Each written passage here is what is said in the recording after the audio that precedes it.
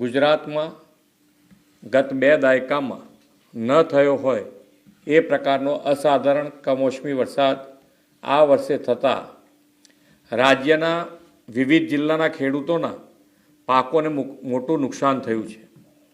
આ સંદર્ભે મેં તથા મારા સાથી મંત્રીઓએ જુદા જુદા જિલ્લાઓમાં જઈને અસરગ્રસ્ત ખેડૂતોની સાથે પ્રત્યક્ષ વાતચીત કરીને તેમની સ્થિતિ જાણી હતી। કુદરતી આપત્તિની આ ઘડીમાં ધરતીપુત્રોની વ્યથાને સમજીને રાજ્ય સરકાર પૂરી સંવેદનાથી તેમની પડખે ઊભી છે। રાજ્યભરના ખેડૂતોના પાકને થયેલા વ્યાપક નુકસાન સામે તેમની લાગણીઓને ધ્યાને રાખીને રાજ્ય સરકાર દ્વારા ધરતીપુત્રો માટે આશરે 10,000 કરોડના રાહત સહાય પેકેજની જાહેરાત કરું છું।